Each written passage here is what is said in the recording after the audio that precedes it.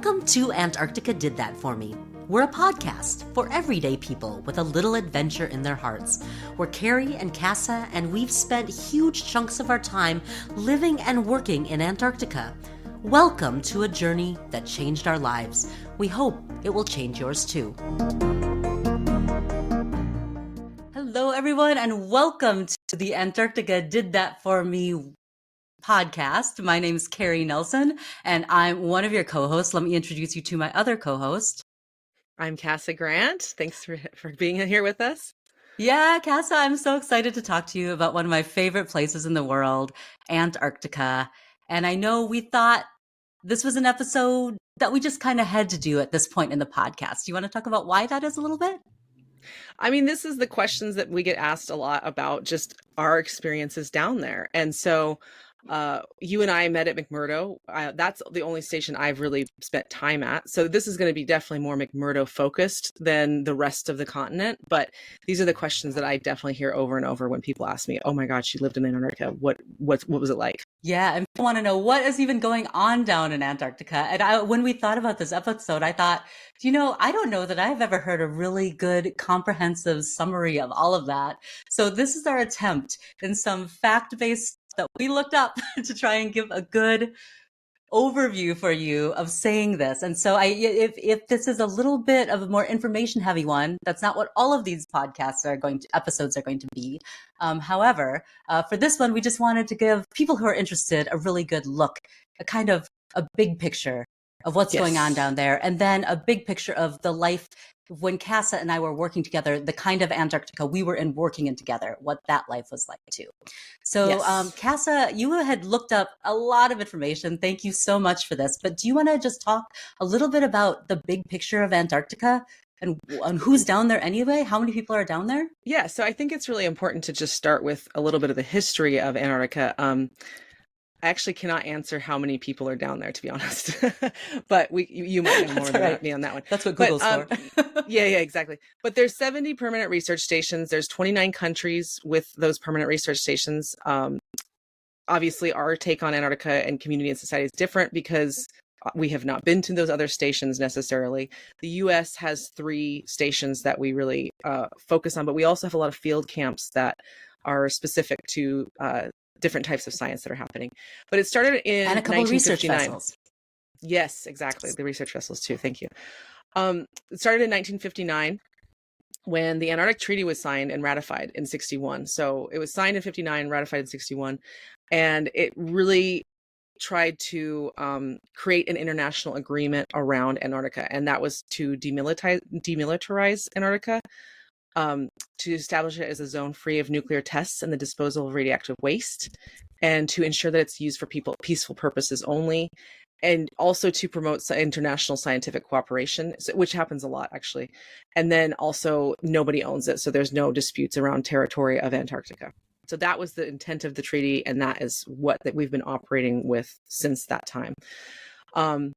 So with the Antarctic program, for the U.S. Antarctic program, we are really trying to understand the Antarctic and its associated ecosystems, but we also want to use these unique features of Antarctica, and we'll talk more about that later in the episode, for scientific research that we can't do elsewhere on the planet. So Antarctica is a really great substitute for space, for example. So that's a lot of the science that's happening down there too. And ironically, research is done in Antarctica only when it cannot be performed in a more accessible location. And we'll talk more about why that is later on in the episode. But this is the mandate. This is what we're doing down there, the bigger, higher goal, and why we're down there as Americans working in Antarctica. And so essentially, you did mention the treaty, and that's a really important thing that is happening in Antarctica, and people often have questions about it. The treaty is something that there are definite agreements about all sorts of Antarctic life that countries have made over the years. But when we talk about the Antarctic Treaty, we're talking about sort of this wide-ranging thing that most countries who are operating down there have signed into. And then having signed that treaty, those countries are then trying to manage their own Antarctic programs in the way that they believe fits the goals of that treaty. So that's what we're talking about when the U.S. is operating down there. We're operating as part of a country that said, hey, these overriding goals of promoting science, good for humanity, not operating like as a military defense kind of thing. Many countries have militaries that do Mm. transport to Antarctica. Some countries involve their militaries in really different ways than the United States does. It's not the way the United States would use their military down there, but generally it's a demilitarized place. And when Casa and I met each other, we were working together as one of the small parts of the overriding U.S. operation, which the U.S. operation is part of all of U.S. science's operations. You know that we as Mm-hmm. taxpayers fund a lot of science, and we are operating as a very small part of the United States science. So Mm. when we come to that, you know, those are some of the things that Cass is talking about, a big scientific mission. Mm-hmm. I know that you went over some of the scientific goals already, but maybe you want to mention some of the projects that would be surprising to people. Well, so for me, it was really interesting because there are obviously a lot of the ones that people think about when they think about Antarctica are things like global warming. Like if the Antarctic ice sheet melts, we're going to have sea level rise, and there are a lot of projects around that. But there were a lot that also really surprised me, and one of them, one of my favorites, is the IceCube project. It's South Pole. It's around quantum physics. And basically what they're doing is they're observing neutrinos. So neutrinos are the smallest particles of matter that we can perceive right now. And the way that we perceive it is very complicated and something that is far above my understanding. Mine But too. we're able to detect them very well at the South Pole because they're able to put the detectors in the ice. They freeze the detectors into the ice. So that was one that was really surprising for me and really, really interesting. And not Another one expected for Antarctica when people think about No, Antarctic exactly. science. It's way off. Another one that I did not realize, especially when I first went down there, was that a lot of testing for moon or space projects happens down in Antarctica because it's the coldest, driest place on Earth, basically. So it's the closest we can get to the conditions that we're going to see on other planets, we think. So one that has recently been happening down there is the Artemis project, which is NASA's mission to go back to the moon. So that was a really surprising one for me. Another one that was super surprising was the Erebus, a lot of the volcanology that they do at Mount Erebus. So Mount Erebus is the southernmost active volcano on Earth, but it's really interesting because it has a permanent lake of molten lava, which is one of only three, I think only three It's in the world that crazy. have that. And one of them is in like the Democratic Republic of Congo. So it's actually easier for people to go to Antarctica than it is for them to necessarily get into where it's at in that part of Africa. So that's the one that's like, wow, okay. So, and you had a few that you wanted to talk about too, Carrie. Well, I mean, I just think that there are so many more branches of science going on in Antarctica than people think there would be. So you think Mm, Antarctica, what are you looking at? Probably penguins, probably whales, maybe the ice, maybe glaciers, right? Those are the first things, maybe some weather things. Those are the things that come to mind. And yes, all of those things are being researched by the top researchers in their field, actually, in Antarctica. mm, It's a place where they're really starting to notice, for example, the southern humpback whale population is starting to make some big strides. Whale research is growing by leaps and bounds, and a lot of that is Antarctic researchers who are doing that research. But you mentioned, Casa, the South Pole. One of the things that blew my mind is that some of the best telescopes in the world, they're at the South Pole, and they're at the South Pole for a reason. It's high, it's dry, meaning there aren't a lot of ice crystals in the air. So even if we don't think it's going to rain at the South Pole, which it doesn't rain at the South Pole, but even when there's precipitation, it freezes. But it's so little precipitation that it's very easy to observe what's going on in the sky. And in fact, at the South Pole, because the way the Earth rotates, you can set your telescope on one point in the sky, and because of the way the pole goes, you can just kind of follow that all the way around for a year because that's how the poles spin. And so it makes Antarctica a really great place to do that research. Another thing that's happening in the waters around Antarctica is there are so many water column studies that are done, going for samples at different depths. What's there for animals to eat? How is that changing their feeding patterns? What's there? What does that mean for the chemistry of the water? Who's surviving? Who's not? When the water gets cold, can it maintain sea ice? If the sea ice melts, well, does the temperature of the air change? When the temperature of the air changes, changes, does then the water change? Does things that are polar now become subpolar and change everything? So there's a lot of interactive kinds of stuff going on there too. We could go on and on, right? There's decades of research. Yeah. Do you have other? I'm a broken record Well, here, I mean, Kat. I So just what think else would you like anything to around, mention? no, I think what you were just talking about with the indicator species is a great example of it, because we're learning when we see these species that are in more delicate environments and how they're responding to changes in the environment, it indicates how that might affect us. So it's a really good, it's like the canary in the coal mine, right? And then It really one is. other thing that you had pointed out was the ozone layer, the ozone hole discovered over the Antarctic Peninsula, and how we were actually able to reverse that because of the science that we had in Antarctica. So there's a lot of really interesting things around that. So that is a high level overview of what we're doing down there, right? And why we're down there to create this these more understanding and utilize this environment in a way that we can't do elsewhere. But neither of us are scientists. No, we are not. As probably evidenced Not by even the close. verbal mess we just gave you of an explanation. We're not scientists. We're just fangirls. We're scientist fangirls. Hey. Yeah, exactly. We think it's interesting, but we're definitely not scientists. So We think you're hot, we scientists. can We talk. really like you. Yeah, we love them. We have a lot of I heart scientist bumper stickers going on. But the thing about the science is that they need to be down there doing science, and they need to be focusing on the work that and the expertise that brought them down there. So that means that they should not be focusing on basic living when they're down in Antarctica. So that's where we come in. We're the support staff. One of my colleagues used to call us the jockstraps of Antarctica. We just there to support, which I always thought was a hilarious way of describing it.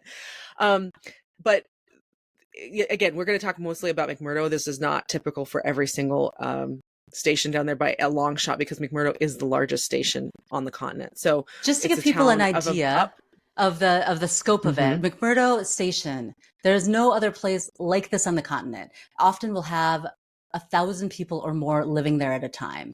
Most stations in Antarctica are not nearly this that big. The second biggest station is another American station, the South Pole Station, that has 150 people living there at a time, and that's still a big station. So most stations are going to be dealing with 50 to 100 people, even smaller. Some stations are even 10 to 15 people. So we're going to get into McMurdo Station because we worked together there and we really liked it there. And all of the things we're talking about, those are things that are going to have to happen on these smaller stations. But when I was at a smaller station, maybe I had a couple of those jobs, more of those jobs, and it was just me.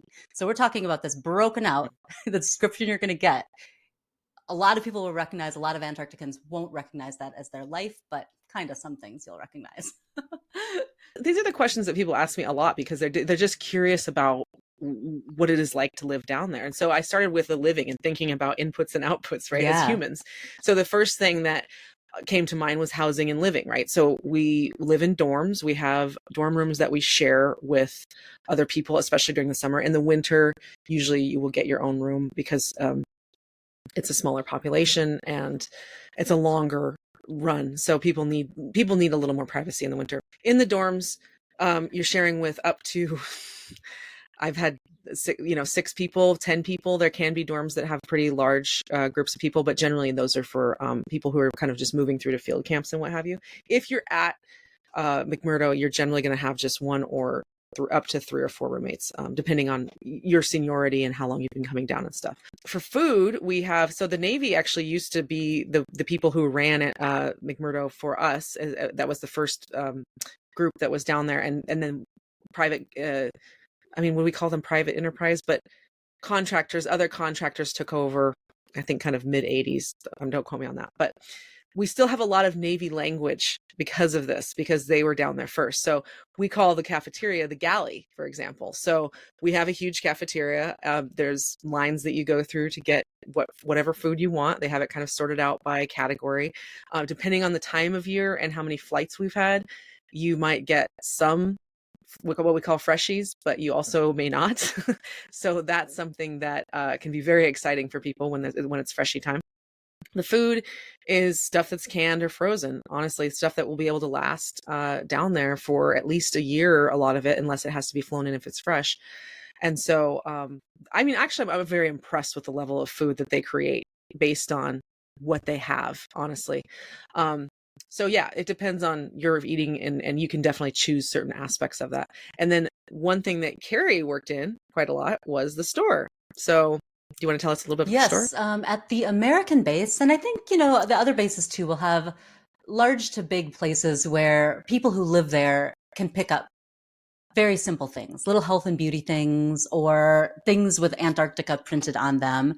And so these things, I think people are to hear. They exist at all of the stations. You can buy a postcard. Some places you can send a postcard from, some you can't. And you'll have to take it with you and send that postcard elsewhere. But yeah, there's definitely stores that you can work in there too. There's a bar at a lot of stations. At McMurdo Station, there, I guess, continue to be three places with built bars in them that people socialize. I do not believe as of this year they are serving alcohol to purchase at bars at McMurdo Station anymore, but I think people can bring their own alcohol to that bar and drink it. That would be really typical of most Antarctic stations. A bar would be a place where you would show up with your own drink and then have a sit down with some of your friends who live and work there. Many recreational things there. There are also gyms at many of these stations. McMurdo has several gyms. It is wealthy in gyms. There's a weightlifting gym and an aerobics gym and a big gym where you can play soccer or basketball or volleyball. The South Pole, I believe, also has that facility. Probably some of the bigger stations that are newer elsewhere in the world have those things. But even at the small stations, you probably have a small space or room where there's a little bit of equipment you can work out on. Even our research vessels in the U.S. Antarctic program, small room on each of the vessels where you can work out as you do your research across the ocean, and live in your bunk beds. just like the Palmer Station, you'll be living in an actual bunked over somebody the entire time you're there. So that's different. Yeah, Cassie, do you want to jump in with some more of the stuff? You mentioned the post office. So there is a post office. It's part of the military, the APO. So that's great. So we can actually, it takes a long time for things to get down there and back, but we can actually mail things, which has been awesome for people. And then recreation. So we're going to actually have a couple of episodes more about recreation, but we have marathons, we have art gallery showings, we have obviously we've talked a little bit about some of the themed parties that we have, but like different activities like that can help people really explore the environment and the community in a way that's not just work focused. So it's a really great way to get to know people and get creative, right? So I worked in a lot in operations. That's right. In terms of how the station runs, right? So logistics operations, I was in there, but I was a supply person for the operations department. So we covered power. We have our own power station on campus. I call it campus, but on station. We burn fuel to create that power, most of that power. I think we have a little bit of solar and wind now too, but we mostly burn fuel for that. We also have a water treatment plant, a tertiary water treatment plant, which you would not necessarily see in even some cities actually. So we have a very good wastewater treatment plant and also a water creation plant. So we have to add minerals and things back into the water that we create from melt or wherever to make sure that we're not hurting ourselves by drinking this very, I mean, you probably know a little bit more about this too, Carrie, but pro tip, you don't want your water too pure. If you just drink. Humans of the world, any of us, Antarctic or not, you do not. You need a little bit of stuff in your water or it will start to leach your teeth and your bones of nutrients. So we put stuff in to make sure that doesn't happen. Exactly. And so then I mentioned fuel for the power. So we have a fuels department that obviously we're running vehicles down there as well. And there is a fuel tanker that comes down once a year and offloads fuel into huge tanks that we have. If you see pictures of the McMurdo Station, there's these big round buildings and those are huge fuel tanks. And that's the fuel that we save for South Pole that we use for all of our flight operations and for all of our vehicle operations as well. And then carpentry and building stuff. So this is a very general term, but this is a very important department because not only are they upkeeping the buildings on the station, but they're also going out to field camps and building temporary shelters and things like this for any of the science that's happening out at smaller locations. So that's kind of operations. And then, so supply, I was in supply, I mentioned. So there's a supply vessel that comes down once a year. We have an icebreaker that comes through to make sure that it can get to McMurdo safely. And depending on the year, we have had a lot of drama around a dock for many years, but we used to use we make a pier out of frozen ice and cables, and it's not been working as well. So they're doing different solutions around that. But it's a huge, any shipping container, any shipping vessel that you would see in a port in the US, it's that size. And we've got, we usually download, I think around 400 It depends on the season, but 400-ish sea containers full of That's a lot. supplies. So I that had can no be food, idea. that can be parts for vehicles, that can be, yeah, it's a lot. It is huge. I mean, like I said, it depends on the Wow. year. If there's special projects and things like that happening, but materials for building, materials for vehicles, materials for the store, materials like, the booze, the food, all of these things have to go through supply. So then we unload those um, shipping containers and then upload all the trash that we're trying to get off the continent, and then that goes back onto the ship and goes back to actually California, where we process all of it. So that is part of what's going on with supply. I mentioned vehicles, so we have the big vehicles that take us out to the airfield to come to McMurdo or go back to New Zealand or wherever we're going, or to the South Pole. So we have vans that do that. They're not little vans. They're Ford E350 vans. So they've got a lot of juice and big snow tires on them. Or we also have big specialized vehicles that are only for snow applications. We also, and we're going to talk a little bit more about the South Pole Traverse, but we have tracked vehicles so that they don't get stuck in the snow. And we create a road out to our airfield that's packed snow, that's harder, so that the wheeled vehicles can actually go on the snow out there. But we also have like snowmobiles, things like that for getting around the area. Like if they're going up to Mount Erebus, which is near McMurdo, they can take snowmobiles. We have helicopters that go out to field camps, that kind of thing.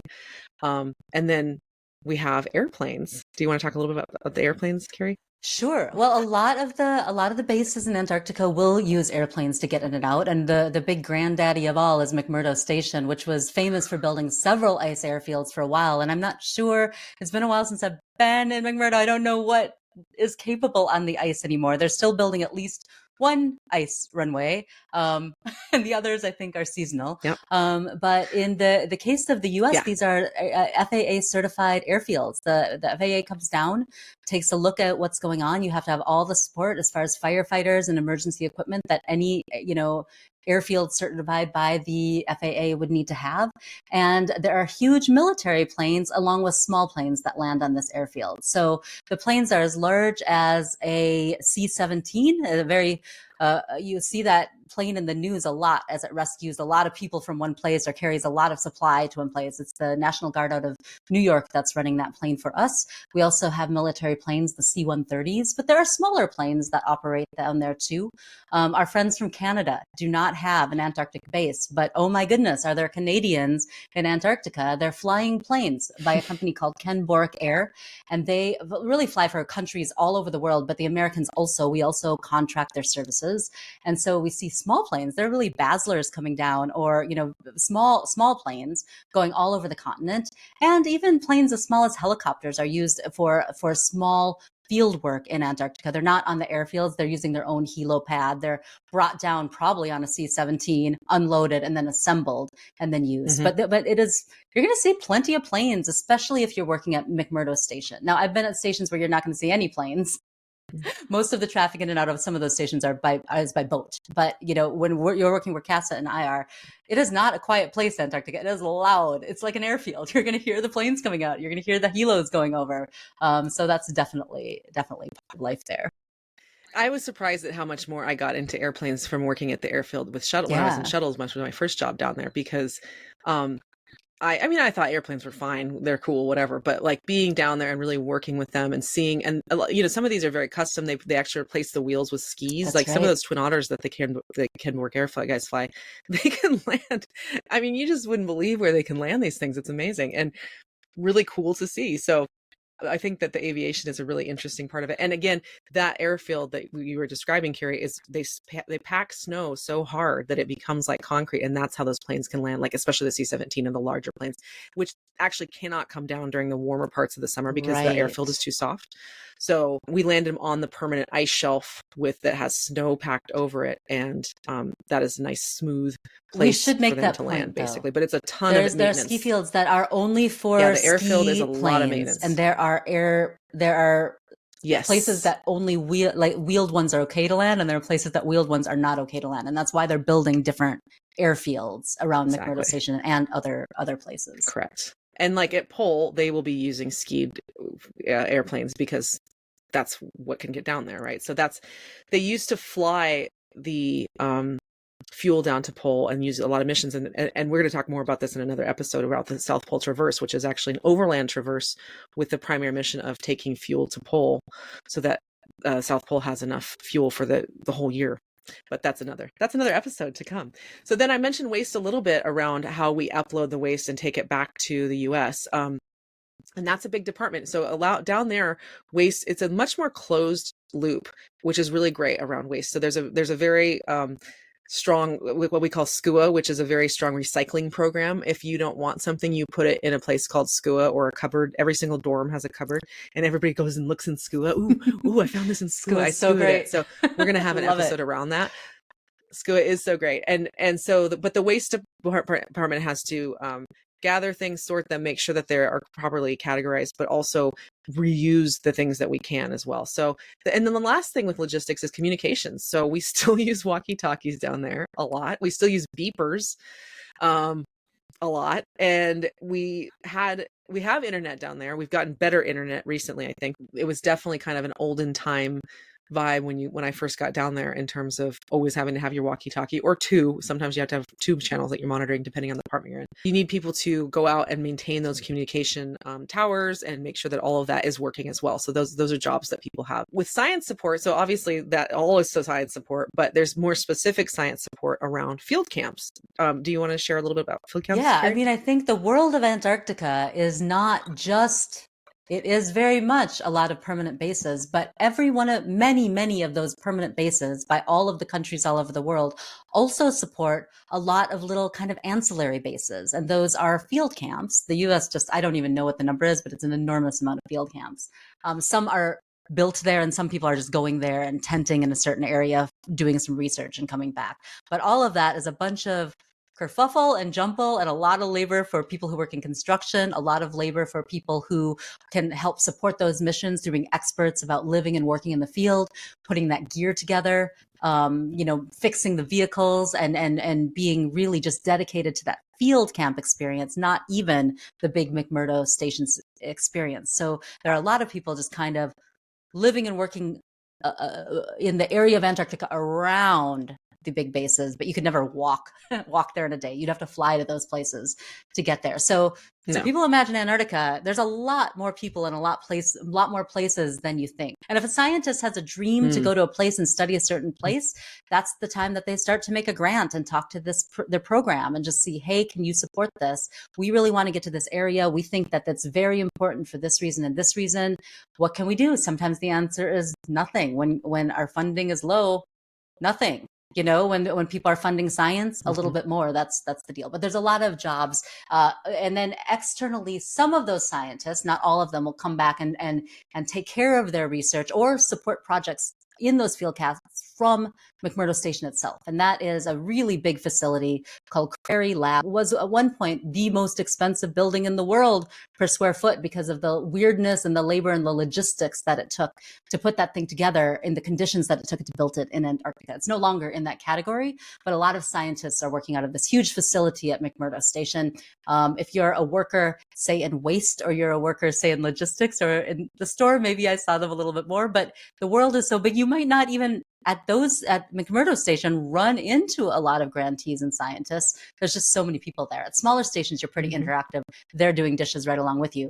But it's a scale thing. But there are definitely plenty of science areas that are dedicated to science alone at these stations. That's a great point. And I'm glad you brought that up because it's true. I mean, like I've talked about that a little bit more about kind of the not necessarily societies, but the different groups that are down there. And sometimes, you wouldn't really see a lot of the actual scientists doing the science, especially if they're at the field camps and that kind of thing. One thing that I want to close on is a thing called Happy Camper. And that's something that we use to help prepare people for not only if they were going to go to field camps, because they very well might, but if they get into Antarctic emergencies. So that's kind of our emergency services science support is what I would call that. But in order to prepare, we have a 2-day field camping experience. I don't know if we call it an experience, but they teach you survival skills in the snow, and you go out and you camp in the snow, and you make all your food in the snow. And I mean, the main thing I remember from Happy Camper is keep shoveling because it'll keep you warm. Good advice. Good advice. So,